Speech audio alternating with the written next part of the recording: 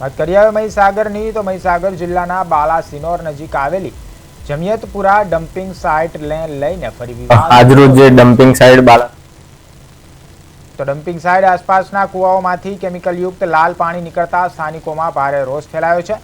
જિલ્લા યુવા કોંગ્રેસ પ્રમુખ જિલ્લા પ્રમુખ હર્ષદ પટેલ અને ગ્રામ લોકોએ અધિક જિલ્લા કલેક્ટરને આવેદનપત્ર આપી તાત્કાલિક કાર્યવાહીની માંગ કરી છે। તો થોડા દિવસ પહેલા જીપીસીબી દ્વારા પાણીના સેમ્પલ લેવામાં આવ્યા હતા, પરંતુ હજી સુધી રિપોર્ટ જાહેર ન થતા લોકોમાં ચિંતા વધી છે।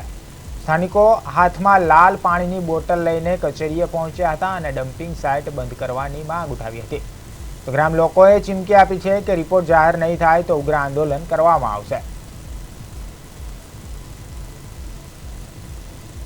નથી આવી। અગાઉ પણ જીપીસીબીની ટીમ દ્વારા ત્યાંના પાણીના સેમ્પલ પણ લેવામાં આવે છે, હજુ સુધી કોઈ પણ રિપોર્ટ પણ નથી આવ્યો। એટલે અહીંયા તંત્રની મિલીભગત અમને દેખાઈ રહી છે।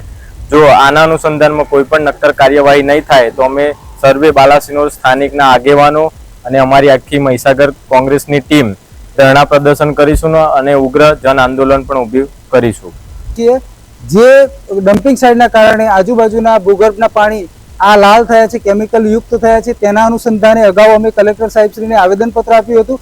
એ આવેદનપત્રના અનુસંધાને આજ દિન સુધી કોઈ નક્કર કાર્યવાહી થવામાં ના આવી, એના કારણે અમે ફરીવાર મૌખિક રજૂઆત કરવા માટે આવ્યા છીએ અને સાહેબનો જવાબ લેવા માટે આવ્યા હતા।